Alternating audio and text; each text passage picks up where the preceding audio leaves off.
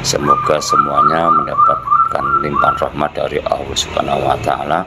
Karena itu, marilah kita bersyukur bersama-sama atas limpahan rahmat dari Allah ya, karena dengan kita bersyukur bisa menambah kenikmatan yang kita peroleh, yang kita dapatkan dari Allah.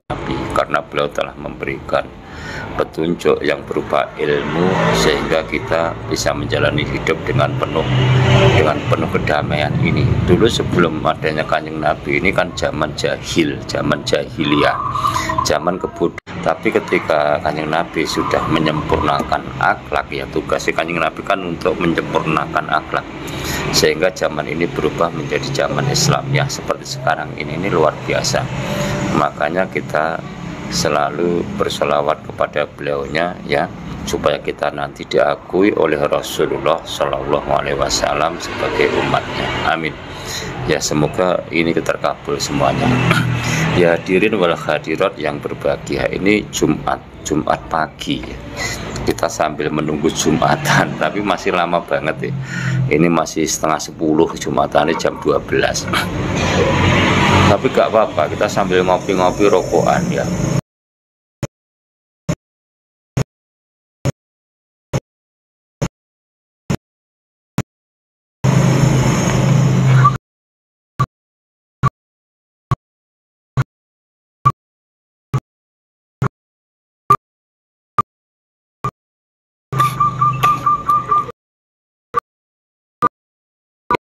Kita terus ya, kita kumat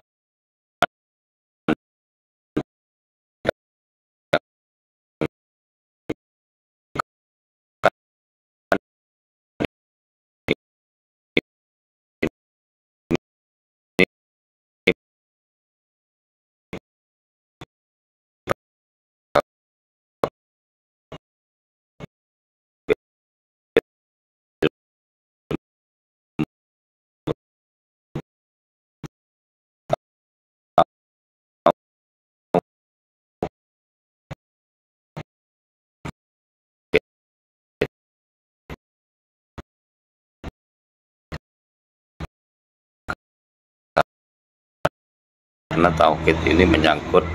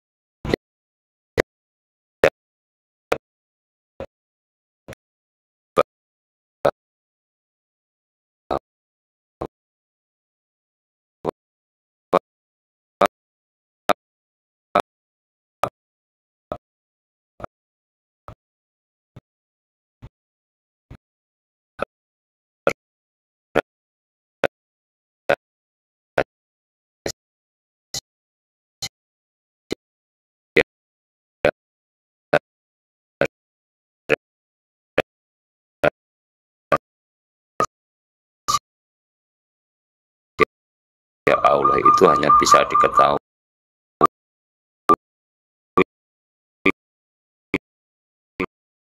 dengan ilmu tauhid itu.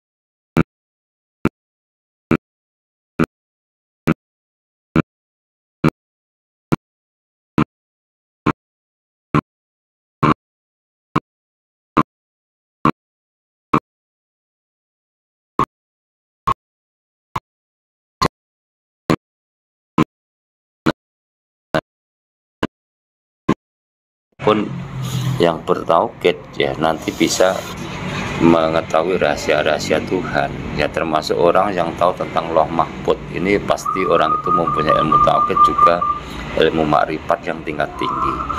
Makanya kita jangan heran ya ketika ada orang bisa melihat masa depan ya, kita jangan heran.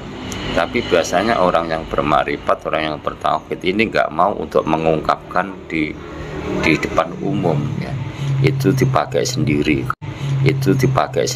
karena kena aturan ya, kena aturan, tidak boleh sombong ya. Biasanya lah ini zaman ini kan semakin gila nih piye, banyak manusia ini yang menonjolkan diri dengan nujum, dengan apa ya, membaca masa depan nanti tahun 2025 akan terjadi ini itu dan sebagainya.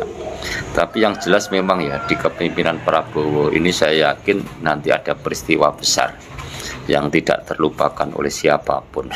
Entah itu apa, yang penting kita nantikan saja ya. Tapi insya Allah bisa membawa Indonesia ini akan lebih baik ya. Hadirin wal hadirat yang berbahagia ya, kita tetap ya. Maaf ini kameranya tak balik, mergane aku rokokan ya. Ya silahkan dibantu tap-tap layarnya ya, biar saya tambah semangat. Insya Allah kalau nggak salah ya nanti malam tak buatkan tema yang bagus ya. Ya kita kembali lagi, tadi saya sebenarnya baru buat video pendek ya, ini di TikTok juga, ini mengenai ilmu ruqyah ya, ilmu ruqyah ya. Sebenarnya untuk ruqyah ini kan berasal dari bahasa Arab. Ruqyah ini lek basa Jawa ini diarani suwuk, lek basa Indonesia ini mantra, dimantrai, di ruqyah disuwuk. Nah itu ya. Nah kita harus paham ya. Karena apa? Karena sebenarnya kita juga bisa meruqyah diri kita sendiri, tidak harus minta pertolongan kepada orang lain ya. Itu ya. Maaf ini saya nggak bawa kacamata, agak nggak jelas ya mripate. Tulisannya cilik-cilik.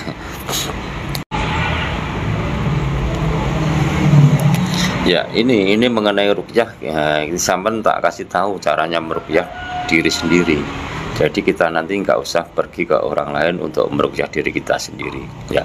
Nah sebenarnya kan banyak sekali kalimat thayyibah ya, kalimat thayyibah, terus kalimat tauhid, kalimat tauhid la ilaha illallah ya. Kalau kita paham itu saja sebenarnya sudah bisa meruqyah diri kita. Juga nanti kalau diri kita sudah bersih, kita juga bisa meruqyah orang lain. Dan ruqyah ini tanpa kalimat, dalam arti tanpa kalimat itu cuma apa ya, pakai perasaan, pakai hati ya, pakai hati. Karena Allah itu kan terletak di dalam hati kita masing-masing ya, keberadaannya kan ada di dalam diri kita masing-masing ya. Semua anggota badan kulon jenengan ini semuanya diliputi oleh Tuhan kita masing-masing sehingga bisa bergerak Nah ini saya kasih tahu, ini cuma kabar aja, saya nggak ngajari kalian semuanya. Ini tentang kalimat la ilaha illallah ya. Tadi malam sudah tak bahas ini, tapi cuma ngobrol-ngobrol sama temen di rumah ya. Ada yang tanya di rumah ya, ada yang tanya, tidak ada Tuhan selain Allah kan gitu lah bahasa Tuhan selain Allah kan gitu lah bahasa Indonesia nih gitu. Itu enggak. Motor Mio, ada motor Quid, ada motor Mio, ada motor Quid, ada motor Vixen, ya itu nggak kelihatan, yang Vixennya ketutup ya. Nah sebelum pandangan sampean ini sampai ke motor ya, sampai ke motor ini kan kosong ya, kosong, nggak ada apa-apa ya. Di dalam kekosongan ini ada semuanya. Itu ketika kita membaca la, kita tarik napas juga bisa gitu, kita tarik napas juga bisa, itu kalau pakai napas ya, karena napas ini termasuk dia maksudnya nggak pernah supaya tidak sampai ke Tuhan sampean saat ini, supaya tidak sampai ke Tuhan Anda, itu tugas iblis lah. Tapi kita tidak boleh menyalahkan iblis, karena bentuk ibadahnya iblis itu adalah mengganggu kita ini tugas, ini bentuk ibadahnya iblis seperti itu. Nah sedangkan kita ini bentuk ibadahnya ini adalah untuk menyembah Gusti Allah ya. Aku ciptakan manusia dan jin kecuali hanya untuk menyembah, kan itu ya, paham ya, sangat dipahami. Berarti mboten enten lho nggih, perintah Gusti Allah sampai disuruh kerja, disuruh mencari duit itu enggak ada. Sampai cukup menyembah Tuhan saja, cukup menyembah Tuhan saja, nanti rezeki pasti datang sendiri kok dari Tuhan. Jangan takut kelaparan, jangan takut kita besok makan apa, anak kita besok itu akan biayanya sekolah gimana, kita tidak usah mengkhawatirkan itu semuanya, karena semua sudah ditanggung oleh Allah itu sendiri. Asalkan kita benar-benar pasrah, total pasrah bungkuan yang Maha Gusti Allah. Juga mulai pusar ya apa udel yang ada di pertengah bunder sampean gitu ya, itu ditarik ke atas sampai sing jenenge alam roh kudus yang ada di ubun-ubun, kita tarik. Ini adalah pengosongan diri ya, ingat di dalam kosong ini ada semuanya. Lalu ketika itu sudah tercapai, kita sudah berada di Sidratul Muntaha. Nah pada waktu di pengosongan ini kita bertemu dengan Tuhan, kita langsung bertemu atau menyatu dengan Allah, dengan Tuhan kita. Makanya ketika itu yang namanya malaikat, bahkan malaikat Jibril pun tidak bisa sampai ke situ. Nah itu yang disebut dengan mi'raj, yaitu ketika kita sudah di Sidratul Muntaha, lalu tidak ada makhluk apapun termasuk malaikat itu enggak ada, yang ada cuma Allah itu sendiri. Dalam arti kita melebur, kita lebur ya, sing jenenge rohani ini berasal dari Allah dan kembali ke Allah, itu sudah lebur yang disebut dengan fana ya, seperti itu. Lalu kita teruskan setelah la, kita kan baca ilaha ini kekosongan ini mulai muncul apa ya, mulai ada keinginan ya, terserah sampean. Zaman ingin nyipto opo, saya pengen nyipto ya, pengennya sesok mau beli motor contohnya gitu, itu sama nyipto ya, kawan nyipto besok nanti kalau sudah punya uang beli motor, itu ada di pikiran, itu mulai berkehendak. Istilahnya Gusti Allah ini mulai berkehendak ya. Gusti Allah di mana? Yang ada di dalam diri kita masing-masing, itu mulai berkehendak ilaha.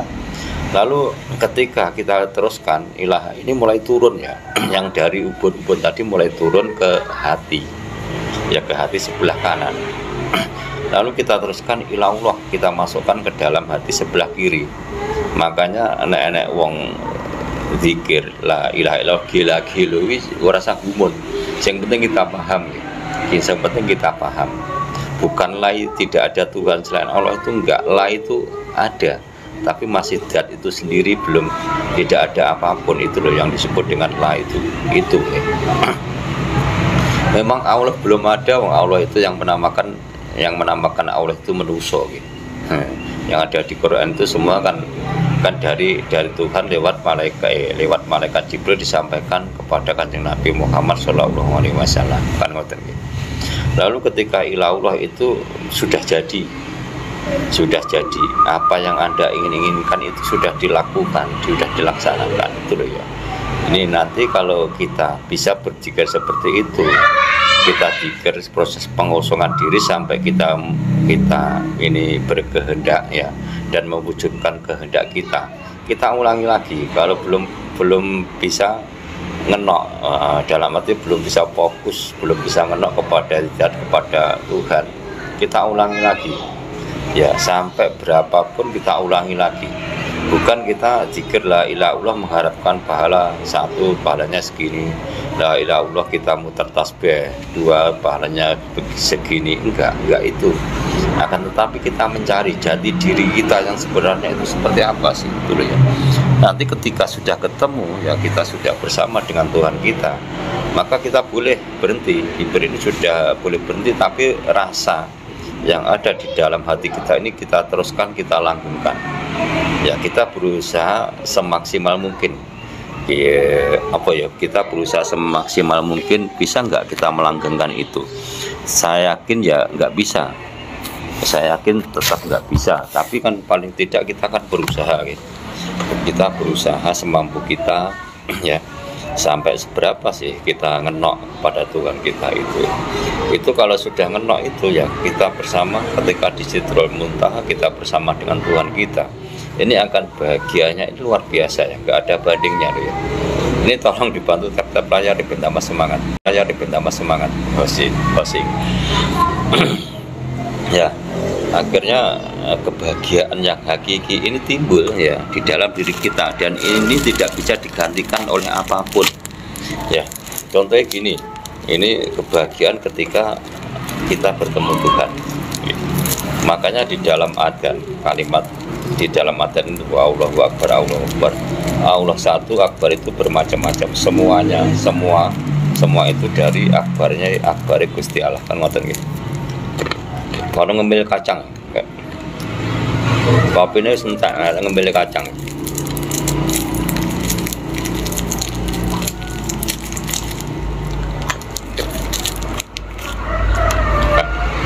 Kelanjutan ya.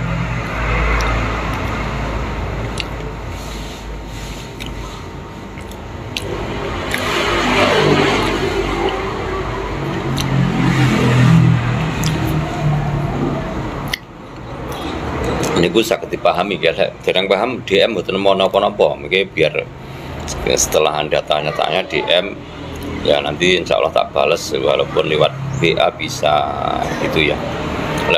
Lalu ya tadi sampai mana ya, sampai lupa ya. Ini istimewa aku ya kuwi, bertak omong niki lali, tak selingi titik iso lali. Jadi itu tadi ya, lah itu ketika kita berada di Sidratul Muntaha, di situ tidak ada makhluk apapun, yang ada hanya Allah itu saja.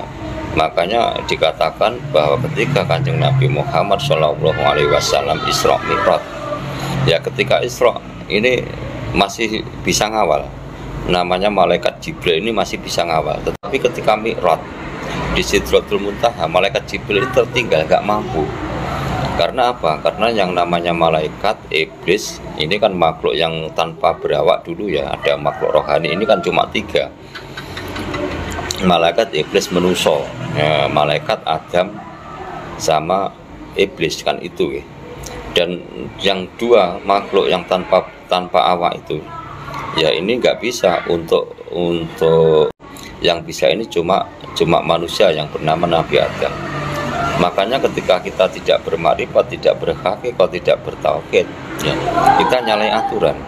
Karena kita turun Adam, kalau bisa kita juga mempunyai ilmu makrifat seperti Nabi Adam alaihissalam, itu baru betul dulu ya. Dan nanti syaratnya kita nanti ketika di akhirat kita naik ke surganya Allah ya, itu cuma pakai ilmu itu kita bisa kembali. Karena ketika kita bisa menguasai ilmu itu ya, ilmu itu, dan kita selalu bertauhid adalah akbarnya daripada Allah itu sendiri, nggak ada yang lain. Berkono kan Allah Akbar, asyhadu alla ilaha illallah, asyhadu, saya bersaksi bahwa tidak ada Tuhan selain Allah ya. Orang yang Tuhan kejaba mung Gusti Allah. Aku berani bersaksi. Kula jenengan iku berani bersaksi bahwa tiada Tuhan selain Allah. Lah, dan syaratnya bersaksi sudah sering saya katakan, ya. Syaratnya bersaksi itu harus tahu yang disaksikan. Itu syaratnya itu. Harus tahu yang disaksikan. Wa asyhadu anna Muhammad Rasulullah itu juga sama. Kita bersaksi bahwa Muhammad itu utusan Tuhan. Kita harus tahu, harus paham. Kalau nggak paham berarti kesaksian kita kesaksian palsu. Nanti ketika ditanya Muhammad Rasulullah, Muhammad utusan Gusti Allah, sampean berani bersaksi. Sampean ngomong nih Kanjeng Nabi Muhammad dan sampean berani bersaksi, ini persaksian yang sangat bohong. Karena apa? Karena jelas sampean kula jenengan niki nggak pernah bertemu dengan Kanjeng Nabi Muhammad SAW, apalagi bersaksi, melihat sekelebat mata pun belum. Ya, cuma mendengar namanya saja lewat buku, lewat kitab, lewat ulama, lewat dia, lewat ustaz, kan cuma itu tok. Tapi sudah berani bersaksi. Lah ini makanya jangan salah. Sebenarnya kesaksian kita itu ya wa asyhadu anna Muhammad Rasul, dan saya bersaksi bahwa Muhammad utusan Allah itu ada pada diri kita sendiri, bukan Kanjeng Nabi bin Abdullah. Akan tetapi kita menirukan Kanjeng Nabi. Terus wa asyhadu anna Muhammad Rasul sudah khayyalah sholat. Ya khayyalah sholat, marilah kita sholat, marilah kita bertemu dengan Tuhan, itu loh ya. Yang dinamakan khayyalah sholat, mari kita bertemu dengan Tuhan. Apabila kita sudah bertemu dengan Tuhan, ini akan bahagia sekali. Dan kita tidak mungkin untuk melakukan kemaksiatan, itu nggak mungkin. Makanya sering saya katakan baik di YouTube maupun di media sosial yang lainnya ya. Kenapa? Ya kenapa? Ini contoh saja. Para pejabat, oknum pejabat di Indonesia ini ada yang korupsi. Padahal dia disumpah pakai Al-Quran, ditumpangi di kepala gitu. Yang Kristen ditumpangi Injil, kan ngoten nggih, ditumpangi Injil, yang Islam ditumpangi di atas kepala, ditumpangi Quran. Pada waktu pelantikan kalau nggak salah, berjanji. Ya.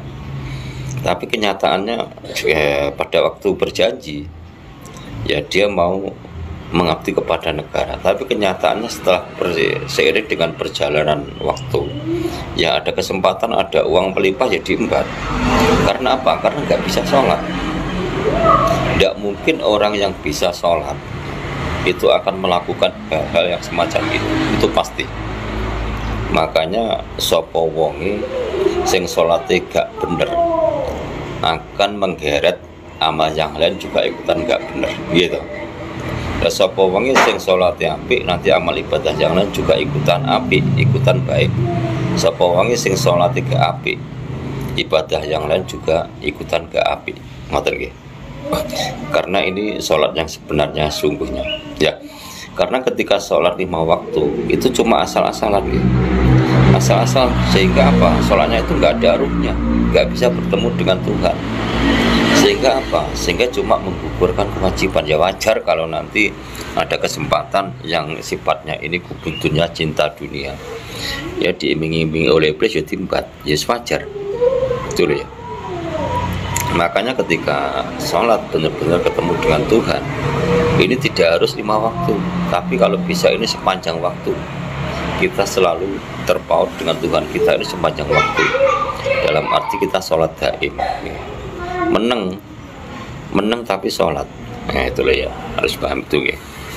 Ya nanti kalau sudah ketemu dengan Tuhannya pasti akan menjadi bahagia. Itu saja ya yang bisa sampaikan.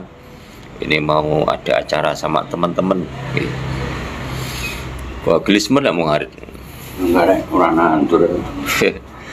Ya ini lagi di rumah temen pulang ngarit. Ini koncoku kabeh grup ngarit, gak apa-apa.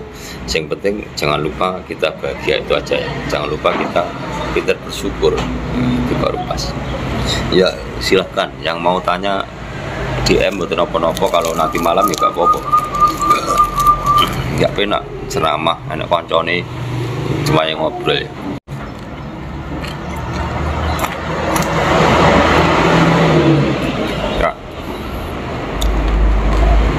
maka ketika ketemu dengan Tuhannya, ini pasti bahagia itu ya, bahagia